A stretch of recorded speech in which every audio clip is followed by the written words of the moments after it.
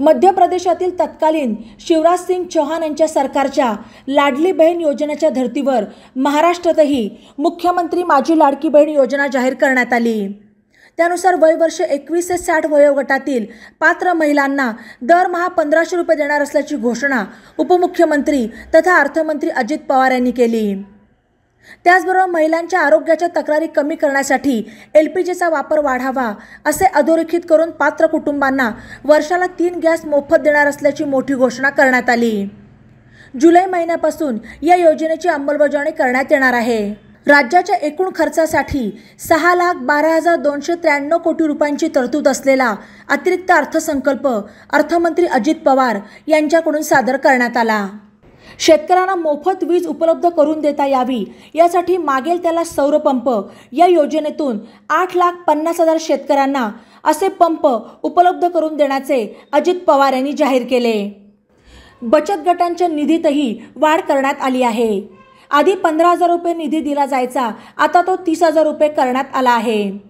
यापुढे सरकारी रुग्णालयात स्तन आणि गर्भाशय चाचण्या मोफत होतील। विवाहित मुलींसाठी राबवण्यात येणाऱ्या शुभमंगल योजनेच्या निधीत वाढ करण्यात आली आहे। हा निधी 10,000वरून 25,000वर नेण्यात आला आहे। यावर्षी 25 लाख महिलांना लखपती दीदी करण्याचा संकल्प महायुती सरकारने केला आहे। राज्यात 10,000 पिंक रिक्षा महिलांना देण्यात येतील। व्यावसायिक शिक्षणामध्ये 8 लाख रुपयांचे उत्पन्न असलेल्या मुलींना 100% सवलत दिली जाणार आहे। महिला उद्योजकांनी 15 लाख रुपयापर्यंत घेतलेला कर्जावरील व्याजाचा परतावा शासनाकडून करण्यासाठी आई योजना सुरू करण्यात आली आहे। महिला आणि बालकांविरोधातील अत्याचाराचे खटले चालवण्यासाठी 100 विशेष जलदगती न्यायालयांना आवश्यक निधी उपलब्ध करून दिला जाईल। राज्यातील 44,06,000 शेतकऱ्यांच्या 7.5 अश्वशक्ती क्षमतेपर्यंतच्या शेतीपंपांना पूर्णतः मोफत वीज पुरवली जाणार आहे। नुकतेच अष्टसूत्री महिला धोरण जाहीर करण्यात आले। महिलांना पोषण आहार, रोजगार आणि कौशल्यासाठीच्या योजना राबवल्या जाणार आहेत। लेक लाडकी योजना, जननी सुरक्षा योजना, प्रधानमंत्री मातृ योजना आपण आणल्या असल्याचे यावेळी अजित पवार यांनी सांगितले। पाहूया उपमुख्यमंत्री तथा अर्थमंत्री अजित पवार यांनी जाहीर केलेला अर्थसंकल्प। तुम्हाला लक्षात आलं अध्यक्ष महोदय, मी अर्थसंकल्प तर सादर करणारच आहे, परंतु सन्माननीय भास्कररावांनी एक मुद्दा इथं उपस्थित केलाय। मी देखील कालपासून पेपरला किंवा टीव्हीला काही बघतो। अध्यक्ष महोदय, मधल्या काळामध्ये देखील अशाच पद्धतीनं निगेटिव्ह त्याच्यामध्ये फेक नरेटिव्ह असं निर्माण करण्याचा प्रयत्न करण्यात आला। मी पण आज राज्याचा 10व्यांदा अर्थसंकल्प सादर करत आहे। त्याच्यावर अध्यक्ष महोदय, मला ह्या गोष्टीचा थोडा बहुत अनुभव आहे। जनतेचा पाठिंबा होता, सभागृहाचा पाठिंबा होता, म्हणूनच मी ते करू शकलो, हे मी कदापि विसरू शकत नाही। परंतु अध्यक्ष महोदय, अशा प्रकारची चर्चा करणं आणि ते आधीच करणं आणि काहीतरी लोकांच्या मध्ये फेक नरेटिव्ह निर्माण करणं हे कुठेतरी अध्यक्ष महोदय थांबलं पाहिजे, याची नोंद आपण देखील त्या ठिकाणी घेतली पाहिजे, अशी मी सुरुवातीलाच आपल्याला विनंती करतो। सन्माननीय अध्यक्ष महोदय, मी आपल्या अनुमतीने सन 2024-25 या वर्षाचा अतिरिक्त अर्थसंकल्प सभागृहाला सादर करतो आहे। उदंड पाहिले, उदंड ऐकिले, उदंड वर्णिले क्षेत्र महिमे, ऐसी चंद्रभागा ऐसे भीमा तीर, ऐसा विटेवर देव कोठे, ऐसे संत जन ऐसे हरीचे दास, ऐसा नाम घोष सांगा कोठे, तुका म्हणे आम्हा अनाथा कारणे पंढरी निर्माण केली देवे। बोला कुंडली वरदे हरी विठ्ठल श्री ज्ञानदेव तुकाराम पंढरीनाथ महाराज की जय। अध्यक्ष महोदय, श्री संत तुकाराम महाराजांनी वर्णन केलेल्या महाराष्ट्राचा आराध्य दैवत श्री विठ्ठलाच्या दर्शनाला अवघ्या महाराष्ट्रातून वैष्णवांच्या दिंड्या निघाल्या आहेत।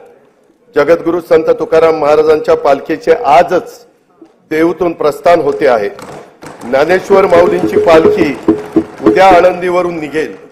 साधारण 1000 वर्षाची परंपरा असलेल्या या वारीशी वारकरी भक्ती मार्गाशी महाराष्ट्राची नाळ जोडलेली आहे, याची जाणीव या सरकारला आहे।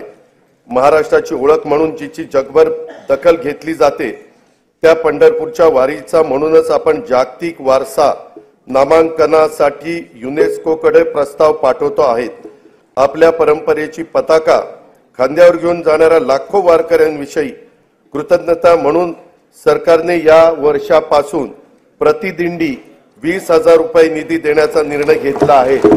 निर्मल वारीसाठी 36,71,00,000 रुपयांचा निधी उपलब्ध करून दिला आहे। मुख्यमंत्री वैद्यकीय सहाय्यता कक्षाच्या माध्यमातून देहू, आळंदी ते पंढरपूर या दोन्ही मुख्य पालखी मार्गावरील सर्व वारकऱ्यांची आरोग्य तपासणी केली जाणार आहे। आवश्यकतेनुसार मोफत औषधोपचार देखील केले जाणार आहेत। कीर्तनकार, वारकरी, भजनी मंडळ यांना सोयी सुविधा उपलब्ध करून देण्यासाठी तसेच पालखी मार्गाचे व्यवस्थापन करण्यासाठी मुख्यमंत्री वारकरी संप्रदाय महामंडळ स्थापन करण्याचा निर्णय घेण्यात आलेला आहे। लोकसभेच्या नुकत्याच झालेल्या निवडणुकीमध्ये राष्ट्रीय लोकशाही आघाडीला बहुमत प्राप्त झाले आहे। केंद्रात माननीय श्री नरेंद्र मोदीजी यांच्या नेतृत्वाखाली सलग तिसऱ्यांदा सरकार स्थापन झाले आहे। माननीय पंतप्रधानांचे देखील मी त्यासाठी आपल्या सर्वांच्या तर्फे मनपूर्वक अभिनंदन करतो। महाराष्ट्राला सहकार्य करण्याबाबत केंद्र शासनाने नेहमीच सकारात्मक भूमिका घेतली आहे। केंद्र शासनाच्या तिसऱ्यांदा सरकार आल्यानंतर पहिल्याच मंत्रिमंडळाच्या बैठकीमध्ये महाराष्ट्र राज्यातील 76,200 कोटी रुपये किमतीचा वाढवण बंदर प्रकल्पाला मंजुरी देण्यात आली आहे। त्यामुळे राज्याच्या आर्थिक विकासाला चालना मिळणार आहे। त्याद्वारे 10 लाखाहून अधिक रोजगार निर्माण होणार आहे। यापुढील 5 वर्षही केंद्र शासनाचे असेच भक्कम पाठबळ राज्याला लाभेल याची खात्री मी बाळगतो। दिनांक 27 फेब्रुवारी 2024 रोजी मी सभागृहाला राज्याचा 2024-25 या आर्थिक वर्षाचा अंतरिम अर्थसंकल्प सादर केला होता। पायाभूत सुविधांवरील खर्चात वाढ करून राज्याची अर्थव्यवस्था $1 ट्रिलियन करण्याचा निर्धार त्यात व्यक्त करण्यात आला होता। रेल्वे, रस्ते, मेट्रो मार्ग, विमानतळ, बंदरे व उद्योग अशा विविध क्षेत्रातील गुंतवणुकीबाबतही मी त्यावेळी सविस्तर उल्लेख केला होता। अर्थव्यवस्थेचे आकारमान वाढल्यानंतर सरासरी दरडोई उत्पन्नात वाढ होणार आहेच, पण त्याचबरोबर राज्याच्या आर्थिक प्रगतीचे पुरेसे लाभ न होणाऱ्या घटकांच्या वैयक्तिक उत्पन्नात देखील लक्षणीय वाढ कशी होईल यासाठी प्रयत्न करणं गरजेचे आहे। महिला, शेतकरी, युवा, मागासवर्ग आणि सर्व समाजातील गरिबांना भरीव आर्थिक मदत आणि प्रगतीच्या संधी उपलब्ध करून देणे हा अतिरिक्त अर्थसंकल्पाचा मुख्य हेतू आहे। शाहू फुले आंबेडकरांच्या विचाराच्या पुरोगामित्वाचा वारसा जपत महाराष्ट्राने महिलांना केंद्रस्थानी ठेवून विकासाची वाटचाल केली आहे। शिक्षण, नोकरी आणि राजकीय क्षेत्रात महिलांना आरक्षण देणारे महाराष्ट्र हे देशातील पहिले राज्य आहे।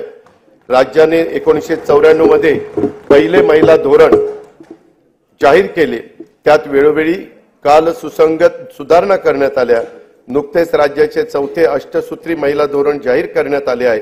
महिला व मुलींना सामाजिक, प्रशासकीय आणि राजकीय क्षेत्रात समान हक्क व दर्जा प्राप्त होण्यास करता पोषण आहार, स्वास्थ्य, शिक्षण, उद्योजकता तसेच कौशल्य विकास आणि रोजगारांसाठी विविध योजना प्रभावीपणे राबवण्यात येतील। मुलींचे जन्माचे स्वागत करणारी आणि तिला वय वर्ष 18 पर्यंत अर्थसहाय्य करणारी लेक लाडकी योजना, गर्भवती मातांचे आरोग्य व संस्थात्मक प्रसूतीकरता जननी सुरक्षा योजना, प्रधानमंत्री मातृवंदना योजना, बचत गटाच्या माध्यमातून ग्रामीण महिलांचे सक्षमीकरण, बस प्रवासामध्ये सवलत, महिलांच्यासाठी विशेष बस, घर खरेदीसाठी मुद्रांक शुल्कात सवलत, कौटुंबिक समस्याग्रस्त महिलांच्यासाठी शक्ती सदन योजना, नोकरी करणाऱ्या महिलांच्यासाठी व्यवसाय करातून सूट, महिला वसतिगृहे, महिला केंद्रित पर्यटन धोरण अशा विविध योजनांची प्रभावी अंमलबजावणी करण्यात येत आहे। स्त्री ही कुटुंबाचा आधार असते, आता ती एकूणच समाजाचाच केंद्रबिंदू होते आहे। कुटुंबाचं व्यवस्थापन आणि अर्थार्जन अशा दोन्ही आघाड्यांवर ती लढते आहे। एक हाती कुटुंब सांभाळणाऱ्या कर्तबगार मुलं घडवणाऱ्या महिलाही आपल्याला पाहायला मिळतात। वेगवेगळ्या परीक्षांच्या निकालाच्या वेळी तर मुलींची आघाडी हा तर आता नियमच होऊ पाहतो आहे. अशा आपल्या कर्तृत्वान माय भगिनींना संधीची कवाडे आणखी खुली करणे, त्यांना प्रोत्साहन देणे हे सरकार म्हणून आपले कर्तव्यच आहे. म्हणून आमच्या लेकी बहिणींच्यासाठी मुख्यमंत्री माझी लाडकी बहीण योजना ही महत्वाकांक्षी आणि व्यापक योजना आज मी घोषित करत आहे. महिलांचे आर्थिक स्वातंत्र्य व स्वावलंबन, आरोग्य व पोषणासहित सर्वांगीण विकासासाठी या योजनेअंतर्गत वय 21 ते 60 वर्ष वयोगटातील पात्र महिलांना शासनातर्फे दरमहा 1,500 रुपये प्रदान करण्यात येतील. मुख्यमंत्री माझी लाडकी बहीण योजनेसाठी दरवर्षी 46,000 कोटी रुपयाचा निधी उपलब्ध करून देण्यात येईल. योजनेची अंमलबजावणी जुलै 2024 पासून करण्यात येईल. आपल्या शासनाने सन 2023-24 पासून लेक लाडकी ही योजना सुरू केली आहे. मुलींच्या जन्मापासून ती 18 वर्षाची होईपर्यंत तिला टप्प्याटप्प्याने एकूण 1,01,000 रुपये प्रदान करण्यात येतात. पिवळ्या आणि केशरी शिधापत्रिका धारक कुटुंबात दिनांक 1 एप्रिल 2023 रोजी किंवा त्यानंतर जन्म झालेल्या कन्येला हे अर्थसहाय्य करण्यात येतं. दिनांक 1 मे 2024 नंतर जन्माला आलेल्या व्यक्तींच्या नावाची नोंद शासकीय दस्तऐवजांच्या मध्ये त्यांचं नाव, नंतर आईचं नाव, नंतर वडिलांचं नाव आणि नंतर आडनाव या क्रमाने करण्याचं बंधनकारक देखील करण्यात आलेलं आहे. या वर्षीच्या अंतरिम अर्थसंकल्पात मी महिलांच्यासाठी स्वयंरोजगार निर्मिती तसेच सुरक्षित प्रवासासाठी पिंक ई रिक्षा योजनेची घोषणा केली होती. योजनेच्या पहिल्या टप्प्यात राज्यातील 17 शहरात 10,000 महिलांना रिक्षा खरेदीसाठी अर्थसहाय्य करण्यात येईल. या योजनेच्या करता 80 कोटी रुपयांचा निधी उपलब्ध करून देण्यात येईल. शुभमंगल सामूहिक नोंदणीकृत विवाह योजनेत लाभार्थी मुलींना देण्यात येणारं अनुदान पहिलं 10,000 रुपये होतं, आता ते 10,000 रुपयावरून 25,000 रुपये करण्यात आले आहे. राज्यातील सर्व आरोग्य उपकेंद्रात स्तन, गर्भाशय, मुखाच्या कर्करोग तपासणीसाठी उपकरणे व साहित्य उपलब्ध करून देण्यात येईल. त्यासाठी 78 कोटी रुपये निधीची तरतूद करण्यात येईल. रुग्णांची विशेषतः आमच्या गरोदर माता व बालकांची आरोग्य संस्थेत मोफत ने-आण करण्यासाठी 3,324 रुग्णवाहिका कार्यरत आहेत. त्यातील जुन्या रुग्णवाहिकांच्या जागी नव्या रुग्णवाहिका उपलब्ध करून देण्यात येतील.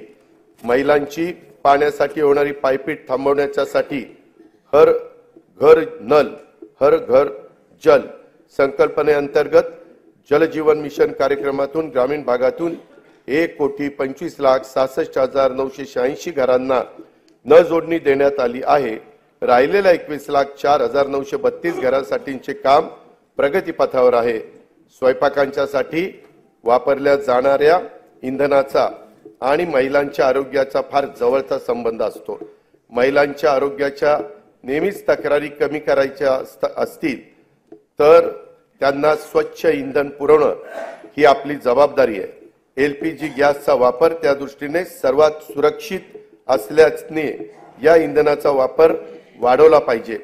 गॅस सिलेंडर प्रत्येक घराला परवडेल यासाठी प्रत्येक पात्र कुटुंबाला वर्षाला 3 गॅस सिलेंडर मोफत देणारी मुख्यमंत्री अन्नपूर्णा योजना मी आज जाहीर करत आहे. ही योजना पर्यावरण संरक्षणाला सहाय्यभूत ठरेल आणि 52,16,412 लाभार्थी कुटुंबांना या योजनेचा लाभ देण्यात येईल. अंगणवाडी सेविका, मदतनीस व मिनी अंगणवाडी सेविका यांना सध्या सेवानिवृत्ती, मृत्यू, राजीनामा इत्यादी प्रकरणी 1 लाख रुपयांपर्यंतचा लाभ देण्यात येत आहे. महाराष्ट्र राज्य ग्रामीण जीवनोन्नती अभियानाअंतर्गत 6,48,000 महिला बचत गट कार्यरत असून ही संख्या 7 लाख करण्यात येणार आहे. बचत गटाच्या फिरच्या निधीच्या रकमेत 15,000 30,000 रुपये वाढ करण्यात आली आहे. उल्वे, नवी मुंबई येथे युनिटी मॉल बांधण्यात येत असून त्यातून महिला बचत गट व कारागिरांना उत्पादनाच्या प्रदर्शन व विक्रीसाठी हक्काचे व्यासपीठ उपलब्ध होईल. महिला बचत गटांनी उत्पादित केलेल्या वस्तूंना सध्या उमेद मार्ट आणि ई-कॉमर्स ऑनलाईन प्लॅटफॉर्म तसेच प्रदर्शनाच्या माध्यमातून बाजारपेठ उपलब्ध करून दिली जाते. याद्वारे आतापर्यंत 15 लाख महिला ह्या लखपती दीदी होण्याचा मान मिळाला असून या वर्षात 25 लाख महिलांना लखपती करण्याचं उद्दिष्ट शासनाने ठरवलेलं आहे. महिला लघु उद्योजकांसाठी या आर्थिक वर्षापासून पुण्यश्लोक अहिल्यादेवी होळकर महिला स्टार्टअप योजना सुरू करण्यात येणार आहे. स्टार्टअपच्या अनुषंगाने अखिल भारतीय स्तरावरील महासंमेलन राज्यात आयोजित करण्यात येईल. पर्यटन क्षेत्रातील महिला लघु उद्योजकांनी 15 लाख रुपयापर्यंत घेतलेल्या कर्जावरील व्याजाचा परतावा शासनाकडून करण्यासाठी आई योजना सुरू करण्यात आली आहे. त्यातून 10,000 रोजगार निर्माण होणार आहे. महिला व बालकांविरुद्धच्या अत्याचाराचे खटले देखील चालवण्यासाठी 100 विशेष जलद गती न्यायालयांना आवश्यक तो निधी राज्य शासन उपलब्ध करून देत आहे. राज्यामधील व्यावसायिक शिक्षणामध्ये मुलींचं प्रमाण वाढवण्यास शासन कटिबद्ध आहे. अभियांत्रिकी, वास्तुशास्त्र, औषध निर्माण शास्त्र, वैद्यकीय तसेच कृषी विषयक सर्व व्यावसायिक पदविका अभ्यासक्रमासाठी प्रवेशित 8 लाख रुपयापर्यंतच्या वार्षिक कौटुंबिक उत्पन्न असणाऱ्या इतर मागास वर्ग तसेच आर्थिकदृष्ट्या दुर्बल घटकातील मुलींना शिक्षण शुल्क व परीक्षा शुल्कामध्ये 100% प्रतिपूर्ती करण्यात येईल. अध्यक्ष महोदय, या निर्णयाचा लाभ सुमारे 2,05,000 मुलींना होणार आहे. शैक्षणिक वर्ष 2024-25 पासून ही योजना सुरू करण्यात येणार असून सुमारे 2,000 कोटी रुपयाचा भार दरवर्षी राज्य सरकार याकरता उचलणार आहे. स्वावलंबी शेतकरी संपन्न शेतकरी हे ब्रीद जपत शेतकऱ्यांना विविध पातळीवर सहाय्य करण्यासाठी शासन कटिबद्ध आहे. बी बियाणासाठी थेट अनुदान, सिंचन सुविधा, आधुनिक तंत्रज्ञानाचा वापर, शेतीपूरक उद्योगांना प्रोत्साहन, शेतमालाचे मूल्यवर्धन, शेतमाल साठवणूक, बाजारपेठेची उपलब्धता इत्यादींबाबत विविध योजना राबवण्यात येत आहे. शासनाने सन 2023-24 या आर्थिक वर्षापासून शेतकऱ्यांना आर्थिक सहाय्य करण्यासाठी नमो शेतकरी महासन्मान निधी, 1 रुपयात पीक विमा, गोपीनाथ मुंडे शेतकरी सुरक्षा सानुग्रह अनुदान अशा विविध योजना सुरू केलेल्या आहेत. शेती आणि संबंधित क्षेत्राच्या ठळक तरतुदीकडे मी आता सभागृहाचं लक्ष वेधित आहे. नैसर्गिक आपत्तीमुळे झालेल्या शेती पिकांच्या नुकसानापोटी शेतकऱ्यांना जुलै 2022 पासून 15,245 कोटी 76 लाख रुपयांची मदत करण्यात आलेली आहे.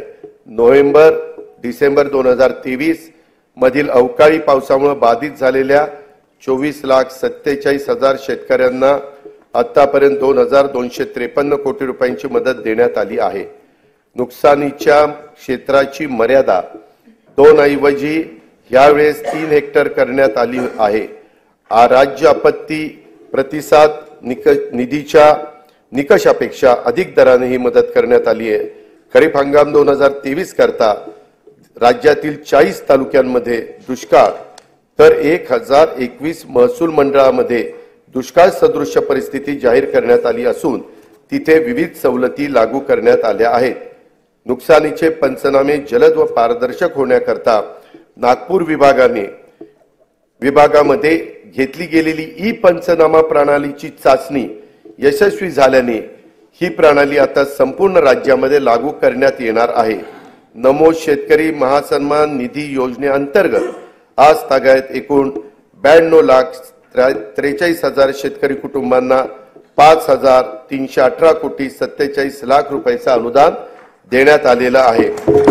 1 रुपयात पीक विमा योजनेअंतर्गत 59,57,000 शेतकऱ्यांना 3,504 कोटी 66 लाख रुपयाची रक्कम आजपर्यंत अदा करण्यात आलेली आहे.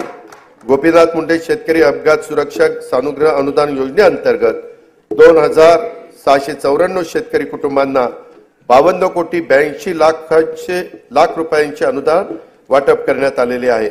महात्मा ज्योतिराव फुले शेतकरी कर्जमुक्ती योजनेअंतर्गत पीक कर्जाची नियमित परतफेड करणाऱ्या 14,33,000 शेतकऱ्यांना प्रोत्साहनपर रक्कम 5,190 कोटी रुपये अदा करण्यात आलेली आहे। उर्वरित रकमेचे वाटप देखील त्वरित त्या ठिकाणी देण्यात येईल।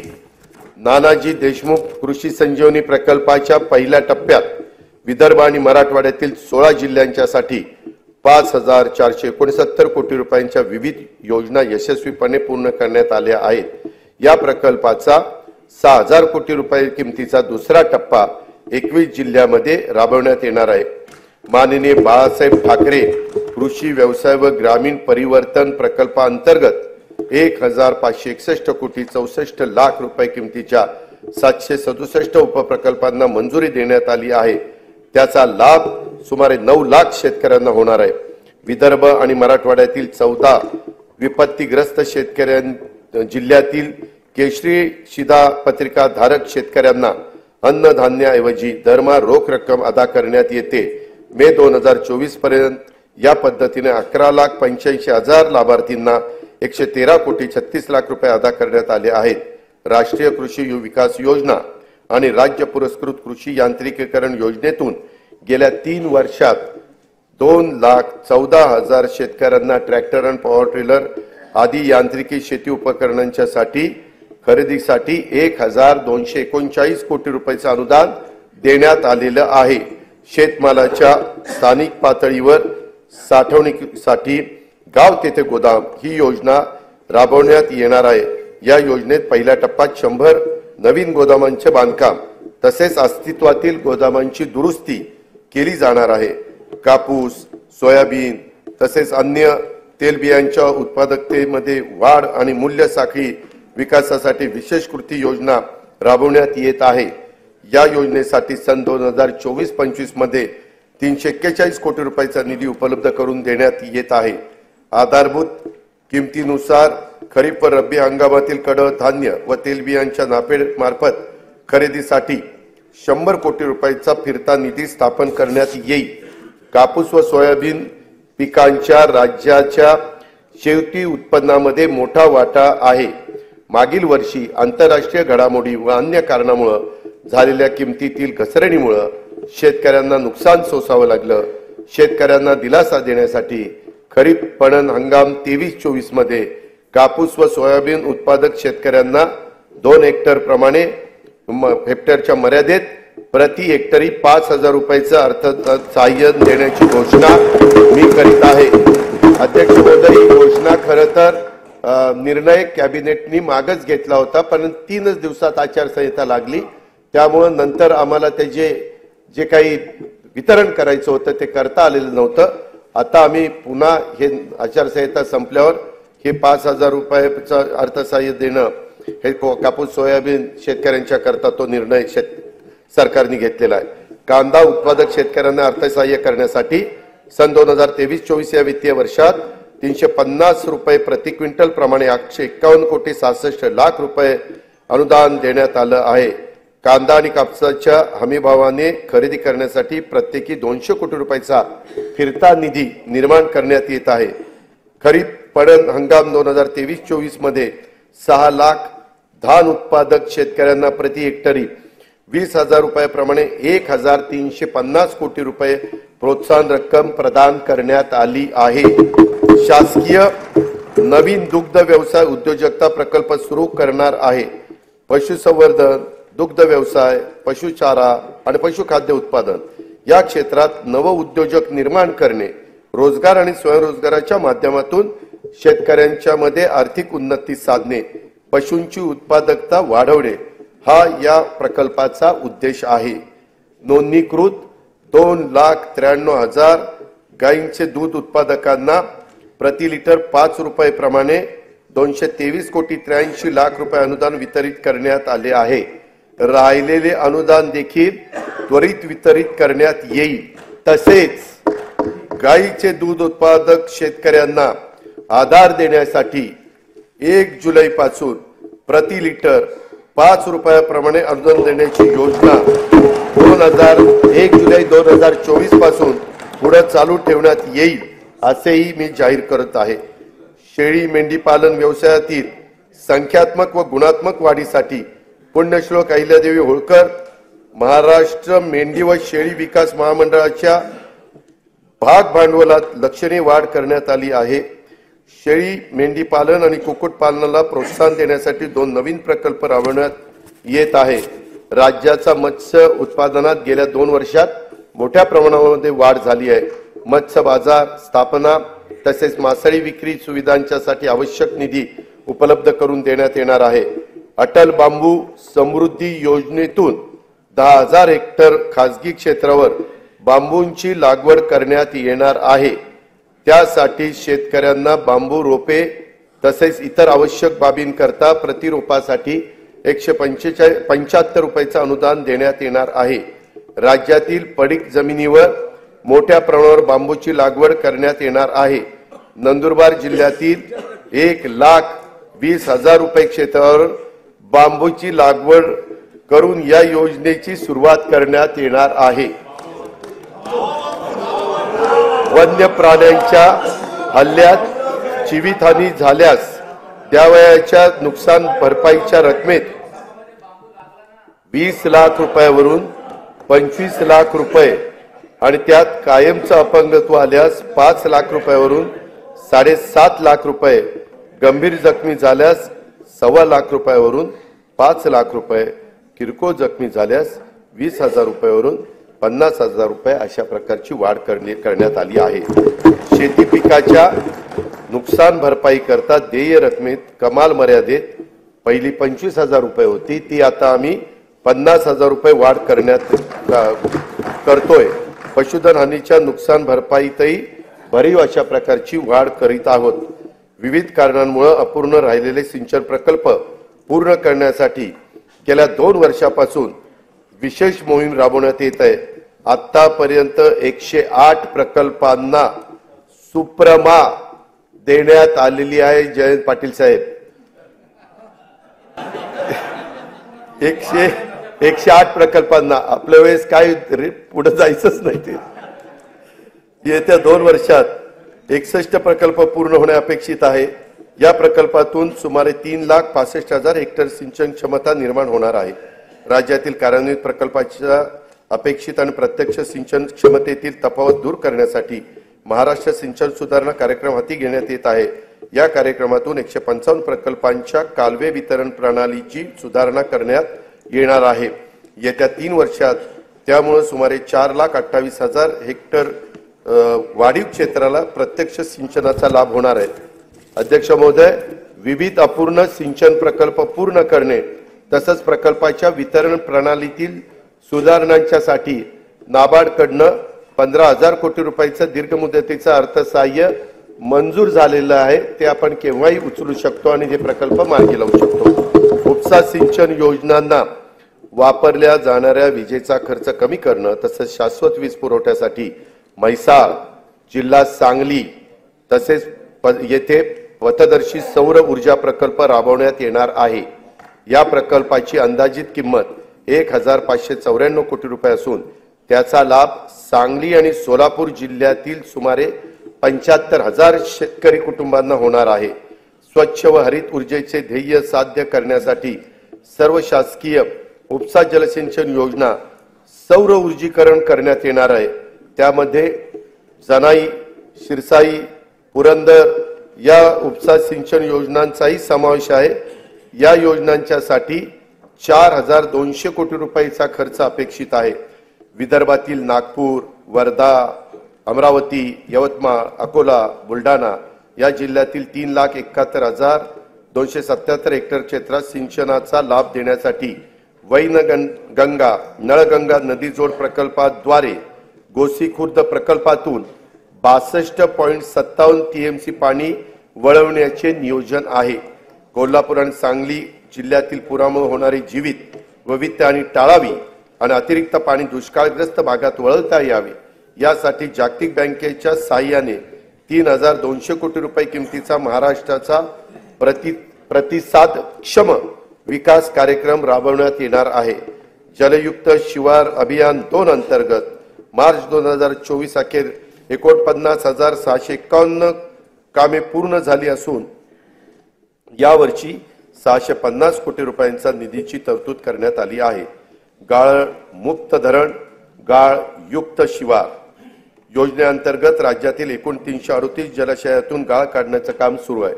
लोकसहभागाच्या आतापर्यंत 83,39,818 घनमीटर गाळ काढण्यात आला आहे.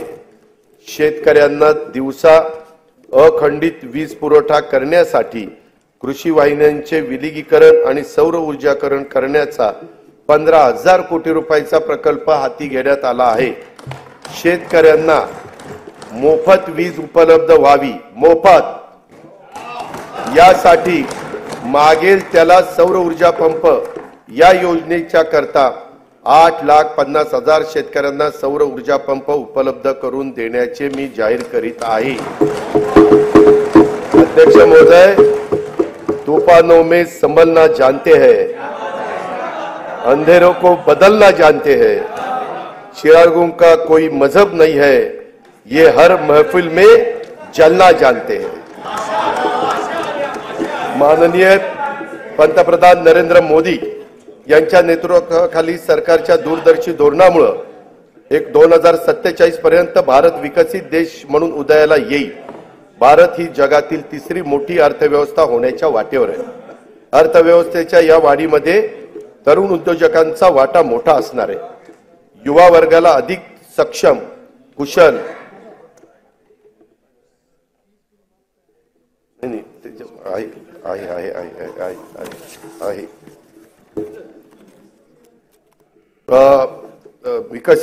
भारत ही जगातील तिसरी मोठी अर्थव्यवस्था होण्याच्या वाटेवर आहे. अर्थव्यवस्थेच्या या वाढीमध्ये तरुण उद्योजकांना वाटा मोठा असणार आहे. युवा वर्गाला अधिक सक्षम व कुशल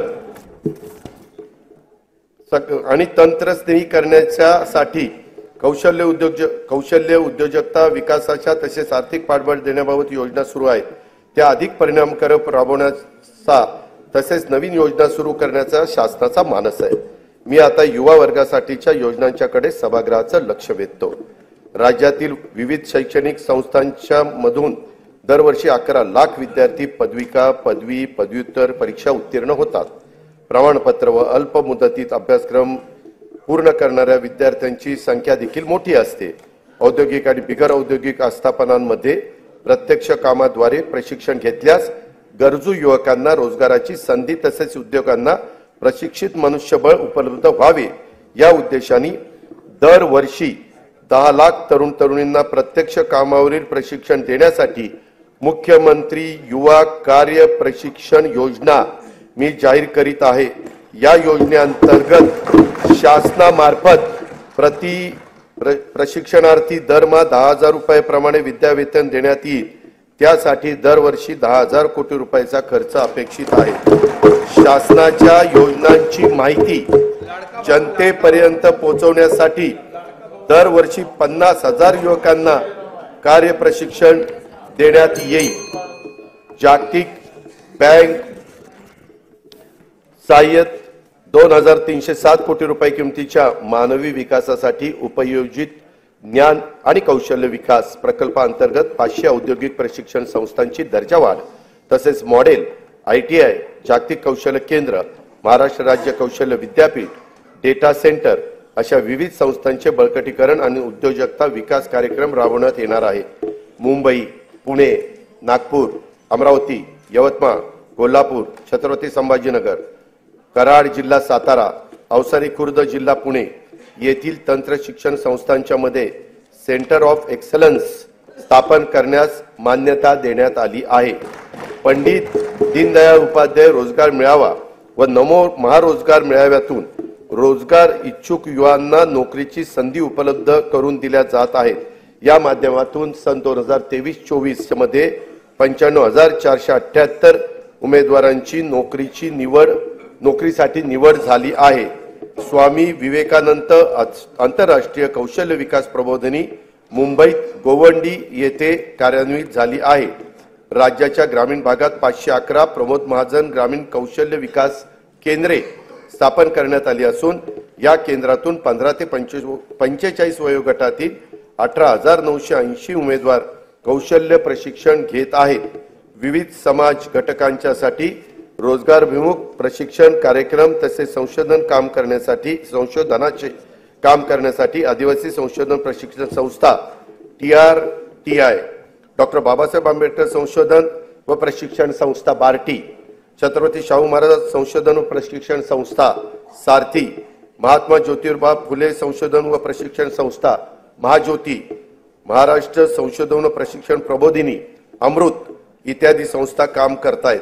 या संस्थांच्या मार्फत एकूण 2,51,393 विद्यार्थ्यांना रोजगारभिमुख प्रशिक्षण देण्यात आले असून त्यापैकी 52,000 विद्यार्थ्यांना नोकरीच्या संधी प्राप्त झालेल्या आहेत।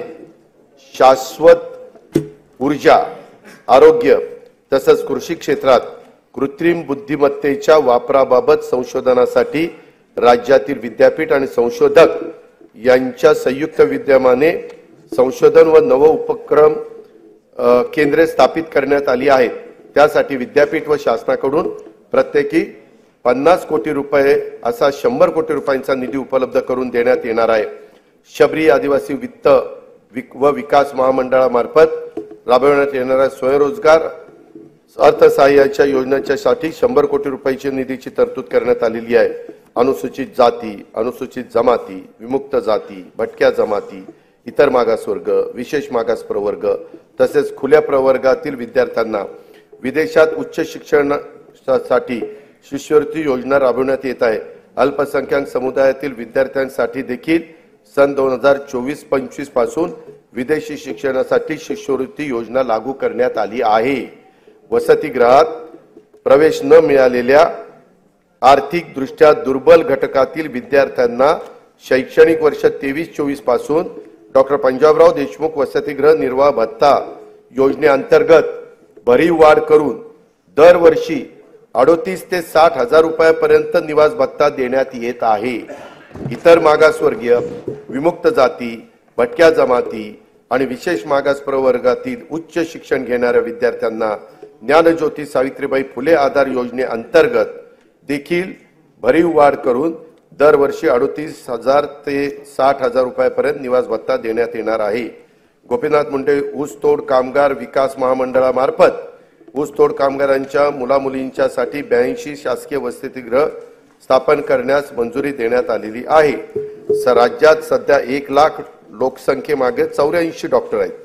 सन 2035 पर्यंत आपल्याला 1 लाख लोकसंख्येमागे 100हून अधिक डॉक्टर करण्याचे साठी वैद्यकीय महाविद्यालयाची प्रवेश क्षमता वाढवणं आवश्यक आहे। त्यासाठी राज्यात विविध ठिकाणी 100 विद्यार्थी प्रवेश क्षमतेची नवीन शासकीय वैद्यकीय महाविद्यालय आणि 430 खाटांचे संलग्न रुग्णालय स्थापन करण्यास मान्यता देण्यात आलेली आहे। त्यात जालना, हिंगोली, धाराशिव, परभणी, नाशिक, जळगाव, अमरावती, बुलढाणा, वाशिम, वर्धा, भंडारा, गडचिरोली, सातारा, अलिबाग, सिंधुदुर्ग, रत्नागिरी, पालघर आणि अंबरनाथ जिल्हा ठाणे या शहरांचा समावेश करण्यात आलेला आहे। मौजे, सावर तालुका म्हसळा, जिल्हा रायगड येथे 100 विद्यार्थी प्रवेश क्षमतेचे नवीन शासकीय युनानी महाविद्यालय स्थापन करण्यास मान्यता देण्यात आली आहे। बुलढाणा जिल्ह्यात नवीन शासकीय आयुर्वेदिक महाविद्यालय स्थापन करण्यात येणार आहे। शासकीय वैद्यकीय महाविद्यालयातील कनिष्ठ व वरिष्ठ निवासी डॉक्टर यांच्या विद्यावेतनात तसेच मानसेवी अध्यापकांच्या मानधनात देखील भरीव वाढ करण्यात आली आहे।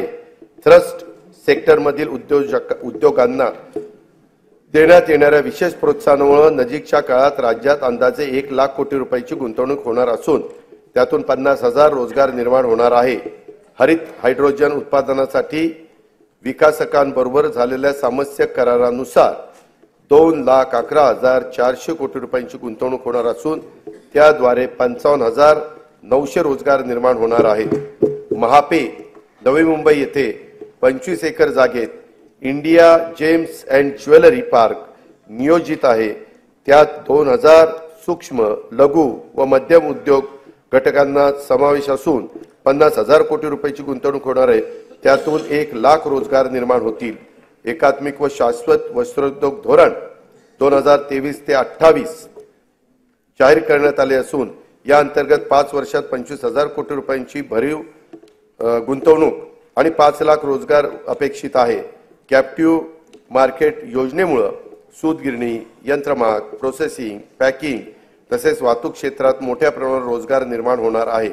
खाजगी गुंतवणूक वाढवण्यासाठी लघु वस्त्रोद्योग संकुले तसेच टेक्निकल टेक्सटाईल पार्क उभारण्याचे शासनाने ठरवलेले आहे।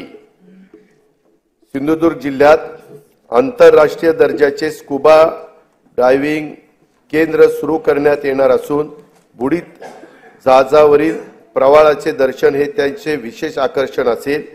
या प्रकल्पासाठी 20 कोटी रुपये खर्च अपेक्षित आहे। त्यातून 800 ते 1000 स्थानिकांना रोजगार उपलब्ध होईल।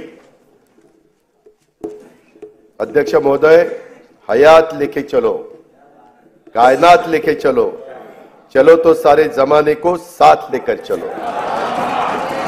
दारिद्र्य निर्मूलन आणि जनतेचे राहणीमान उंचावण्यासाठी शासन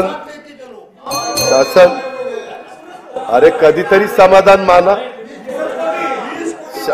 आहे, पुढे आहे। जनतेचे राहणीमान उंचावण्यासाठी शासन कटिबद्ध असून विविध योजनांच्या माध्यमातून अविरतपणे सामाजिक विकासाचे प्रयत्न सुरू आहेत। अनुसूचित जाती उपाय योजनेखाली शाळा, आश्रमशाळा, विद्यार्थ्यांकरता वसतिगृह, शिष्यवृत्ती, आरोग्य सेवा, रोजगार इत्यादी करता विविध योजना राबवण्यात येतात।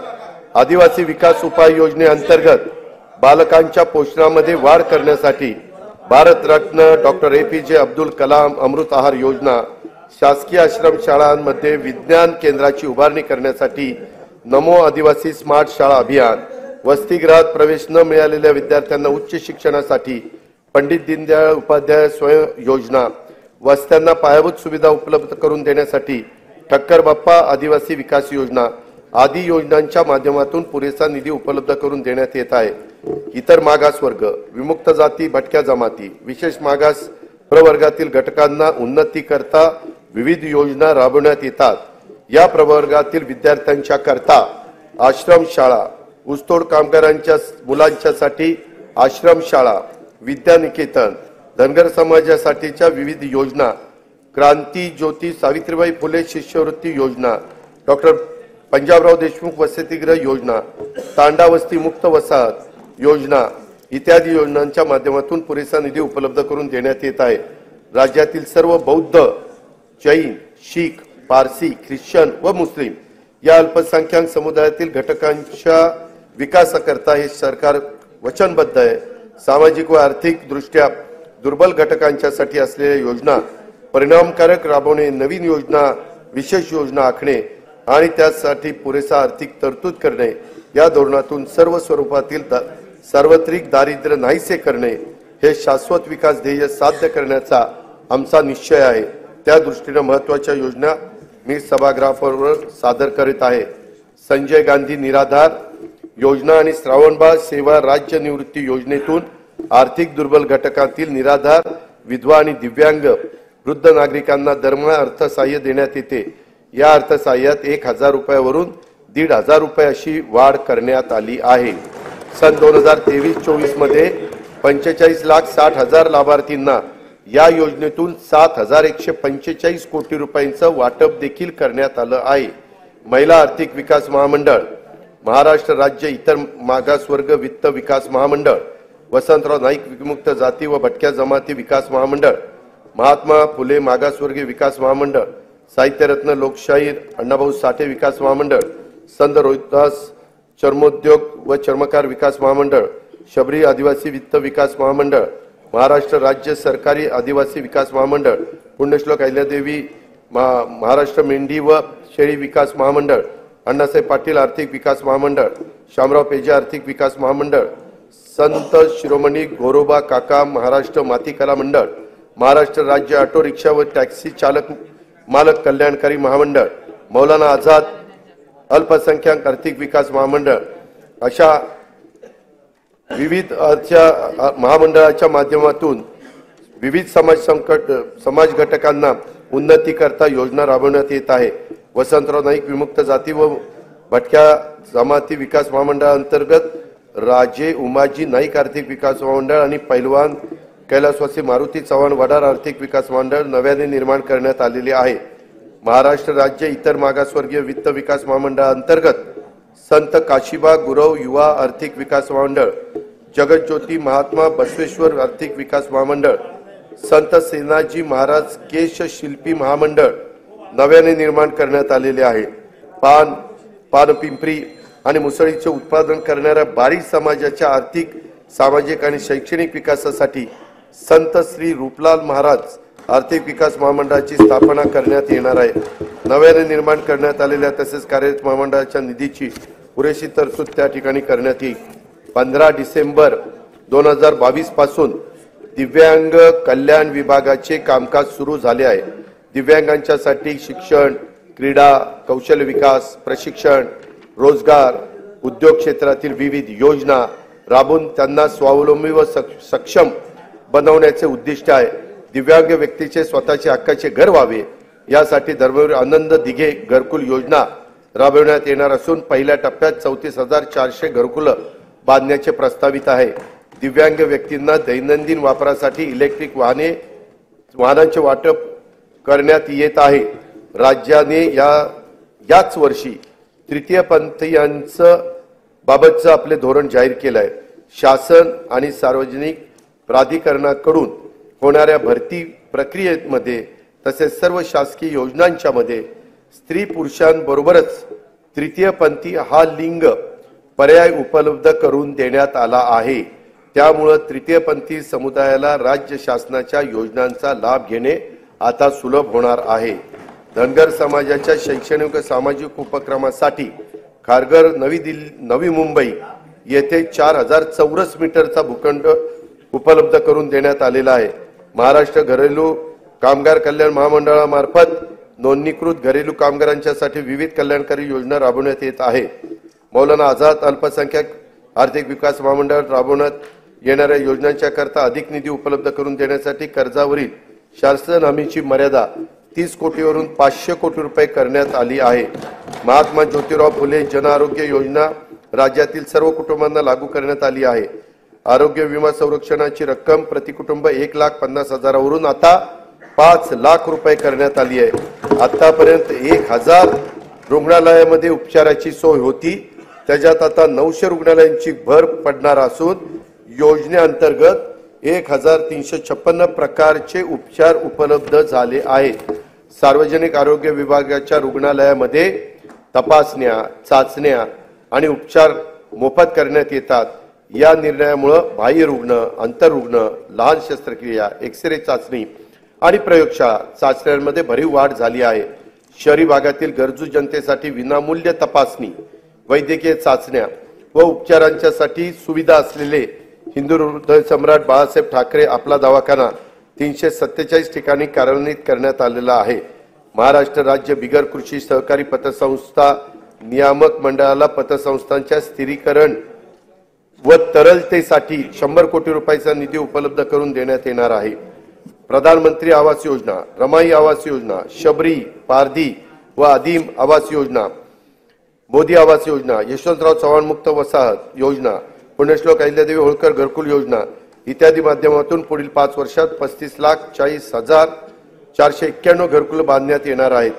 सन 2024-25 मध्ये विविध घरकुल योजनांच्या करता 7,425 कोटी रुपयाची तरतूद करण्यात आलेली आहे।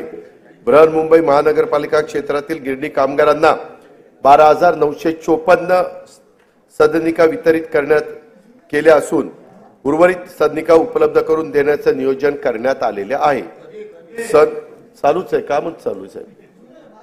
सन 2024-25 साठी स्वच्छ भारत अभियान ग्रामीणचा दुसऱ्या टप्प्यासाठी 1,886 कोटी 86 लाख निधीची तरतूद करण्यात आलेली आहे।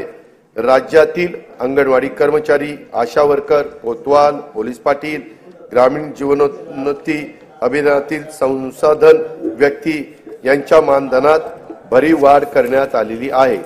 आता मी अर्थसंकल्पातील पायाभूत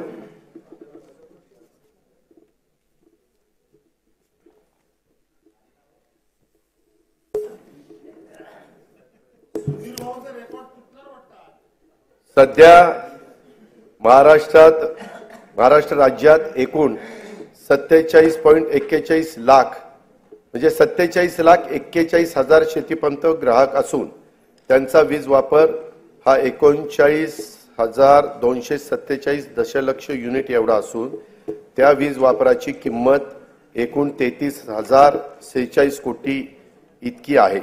शासनाकडून दरवर्षी शेतीपंप ग्राहकांना 6,984 कोटी रुपये एवढी सबसिडी आणि रुपये 9,500 कोटी क्रॉस सबसिडीच्या माध्यमातून थेट मदत दिली जाते। महाराष्ट्र राज्यात शेतकऱ्यांना दिवसा वीज देण्याच्या करता कृषी क्षेत्राच्या सौर ऊर्जीकरणाचा मोठा प्रकल्प मुख्यमंत्री सौर कृषी वाहिनी योजना 2 राबवण्यात येत आहे। सदर योजनेअंतर्गत 9,200 मेगावॉट क्षमतेचे विकेंद्रीकृत सौर ऊर्जा प्रकल्प हाती घेण्यात आलेले आहेत। या सर्व प्रकल्पांची अंमलबजावणीचा साठी कालावधी 18 महिने असून मार्च 2024 पासून ऑक्टोबर 2025 पर्यंत हे प्रकल्प पूर्ण होणार आहेत। ह्याच्याकरता जेवढी जमीन लागणार होती ती सगळी जमीन प्राजक्त सरकारकडेच उपलब्ध झाली आणि ती आपण हँडओव्हर देखील त्या ठिकाणी केली। त्याच्यामध्ये राज्यातील 46,06,000 शेतीपंप धारक हे एवढे शेतकरी हे 7.5 हॉर्सपॉवर पर्यंत मोटार चालवतात, म्हणजे 1 हॉर्सपॉवर पासून 3, 5, 7.5 पर्यंत आणि त्याच्यावरचे पण काही 10, 15, 20 असे आहेतच। ते सगळे 3 लाख आहेत, परंतु हे 44,06,000 आहेत। यांचा पूर्णपणे वीज माफीचा निर्णय राज्य सरकारने घेतलेला आहे। यासाठी राज्य सरकारवर जेवढा भाव शासनावर पडणार आहे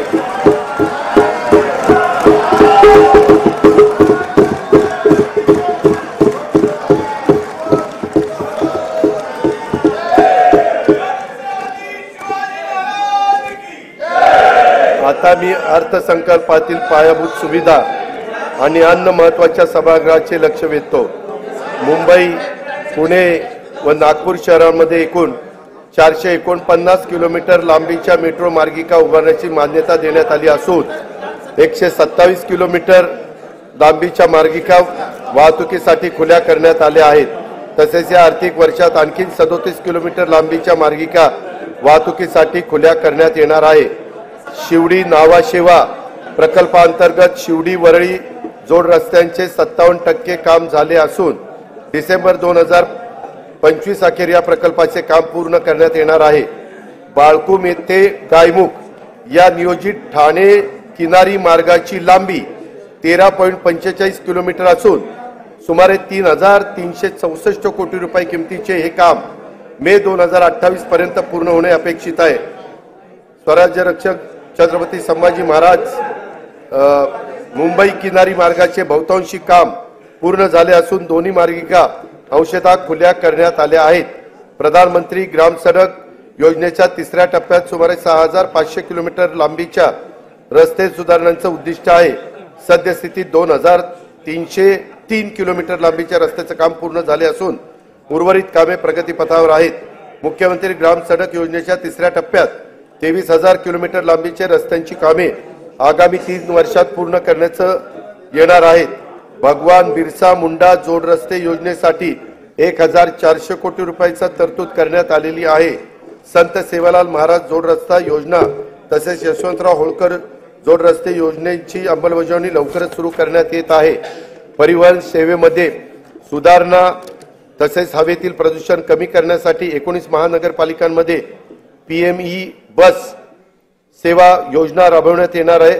इलेक्ट्रिक बसेस उपलब्ध करणे, बस आगारे आणि विद्युत पायाभूत सुविधा उभारणी आदी बाबींचा या योजनेमध्ये समावेश आहे।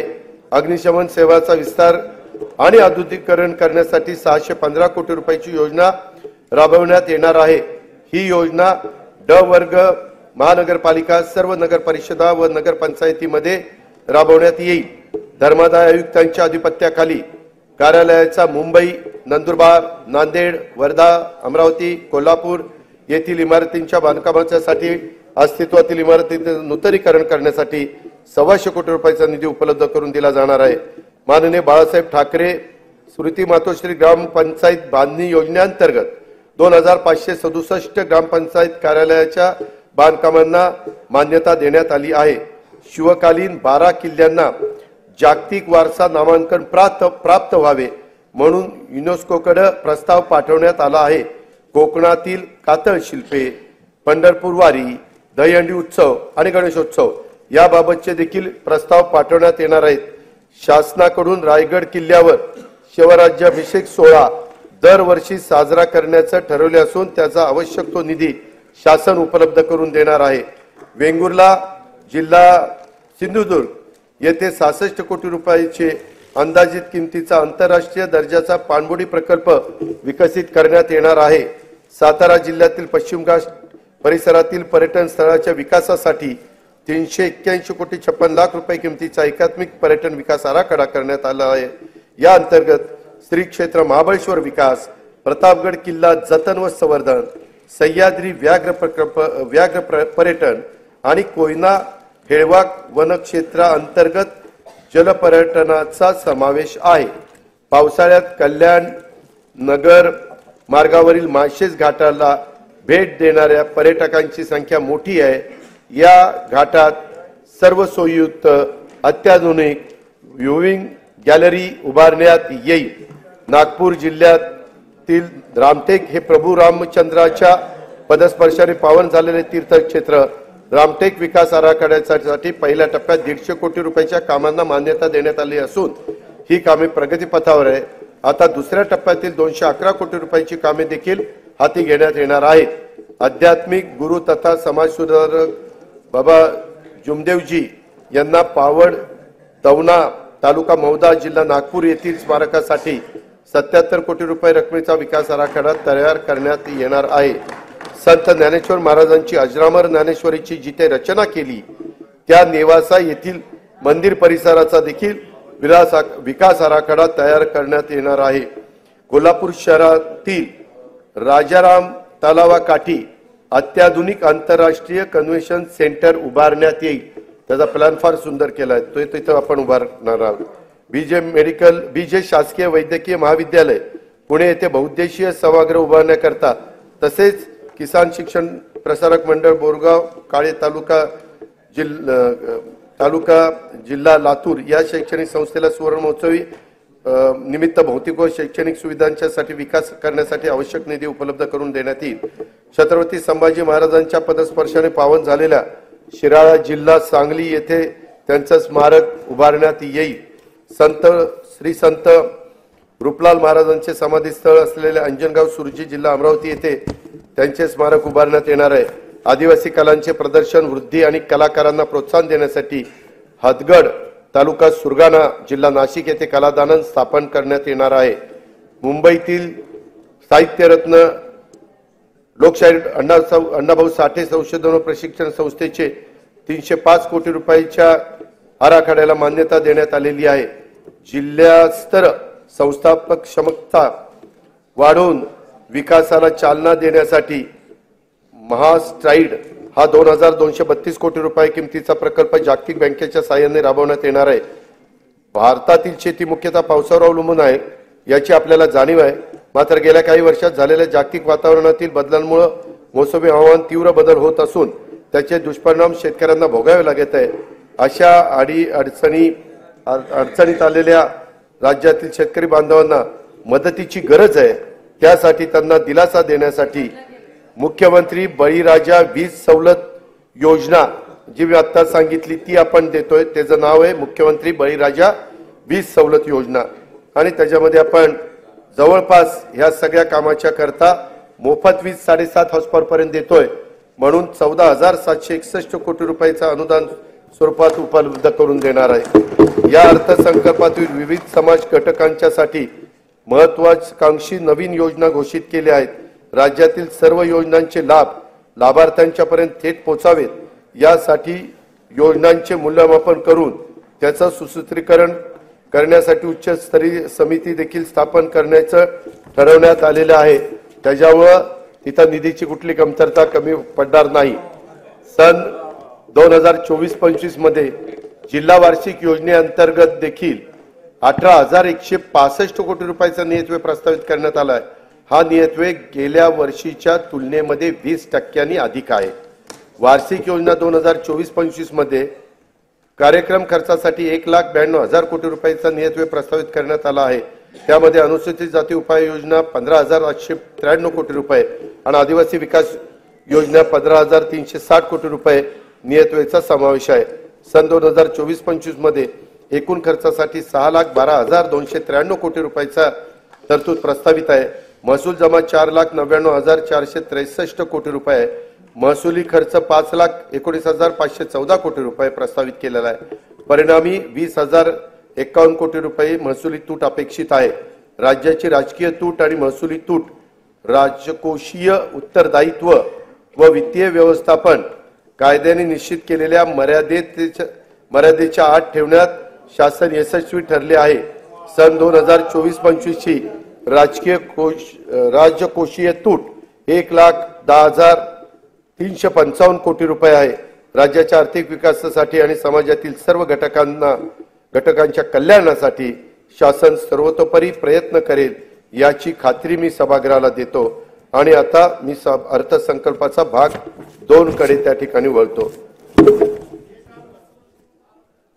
मी आता अर्थसंकल्पाचा भाग 2 अध्यक्ष महोदय माननीय सभागृहासमोर सादर करीत आहे। सन 2023-24 या आर्थिक वर्षासाठी राज्याचा स्वतःचा कर महसुलाचा सुधारित अंदाज 3,26,397 कोटी रुपये आहे। सन 2024-25 या आर्थिक वर्षाचा स्वतःच्या कर महसुलाचे अर्थसंकल्पीय उद्दिष्ट 3,43,040 कोटी रुपये इतके एवढे निश्चित करण्यात आले आहे। सर्वसामान्य नागरिकांना तसेच उद्योग व व्यापार केंद्राला दिलासा मिळावा म्हणून राज्यभर पेट्रोल व डिझेल वरील मूल्यवर्धित करात समानता आणण्यासाठी आवश्यकता होती आहे। त्या दृष्टीने बृहन्मुंबई, ठाणे व नवी मुंबई या महानगरपालिका क्षेत्रातील डिझेलवरील सध्याचा कर 24% वरून 21% करण्याचे प्रस्तावित आहे। तसेच पेट्रोलवर 26% वरून तो 25% असा 25% वर कमी करण्याचा प्रस्ताव आहे। या बदलांमुळे नाही, बृहन्मुंबई, नवी मुंबई आणि ठाणे हे तिथे जास्त होता, त्यांची सारखी तक्रार होती, ती आता आपण एकसारखी करतोय। या बदलांमुळे ठाणे, बृहन्मुंबई आणि नवी मुंबई या महानगरपालिका क्षेत्रातील पेट्रोलचा दर हा 65 पैसे व डिझेलचा दर अंदाजे 2 रुपये 7 प्रति लिटर स्वस्त होणार आहे। केंद्रीय सशस्त्र पोलीस दलामध्ये 7 सशस्त्र सेना दल कार्यरत असून त्यापैकी सीमा सुरक्षा दल व केंद्रीय राखीव पोलीस दल यातील सशस्त्र जवानांना व्यवसाय कर भरण्यापासून सूट देण्यात आली आहे। आता उर्वरित 5 दलातील म्हणजेच आसाम रायफल्स, केंद्रीय औद्योगिक सुरक्षा दल, भारत तिबेट सीमा पोलीस दल, राष्ट्रीय सुरक्षा रक्षक व सशस्त्र सीमा दलातील राष्ट्रीय कर्तव्य बजावणाऱ्या सशस्त्र जवानांना व्यवसाय कर भरण्यापासून सूट देण्याबाबत मी प्रस्तावित करीत आहे। याचा लाभ अंदाजे 12,000 जवानांना होणार आहे। नोंदणी झालेल्या दस्तास कमी मुद्रांक शुल्क भरल्याचे निष्पन्न झाल्यास मुद्रांक शुल्काच्या फरकाच्या रकमेवर दस्त निष्पादित केल्याच्या तारखेपासून आकारण्यात येणारी दंडाची रक्कम ही 2% दरमहा होती, ती आता अध्यक्ष महोदय आपण 1% दरमहा करण्याचा निर्णय घेण्यात आलेला आहे। म्हणजे त्याच्यामध्ये 24% वर्षाला होती, ती आता 12% करण्यात आली। बऱ्याच जणांची तशी मागणी होती। मुद्रांक शुल्क परताव्यासाठी ऑनलाईन पद्धतीने अर्ज करता येईल। अर्ज करण्याची कालमर्यादा मुद्रांक खरेदी केल्यापासून 6 महिन्याऐवजी 1 वर्ष करण्यात येईल। वरील प्रस्तावांना सन्माननीय सदस्यांचा पाठिंबा मिळेल असा विश्वास मी इथं व्यक्त करतो। अध्यक्ष महोदय, आतापर्यंत मी या राज्याचा 10 वेळेला जनतेचा अर्थसंकल्प मांडण्याची संधी मला मिळाली। निंदी कोणी मारी, वंदी कोणी पूजा करी, मज हेही नाही तेही नाही, वेगळा दोन्हीपासूनही या न्यायाने केलेल्या कामाची पावती आहे असे मी मानतो। तुका म्हणे मज घडो, त्यांची सेवा तरी माझ्या दैवा पार नाही, अशी तुकोबारायाच्या भाषेत प्रार्थना करून मी आपली रजा घेतो. जय हिंद, जय महाराष्ट्र.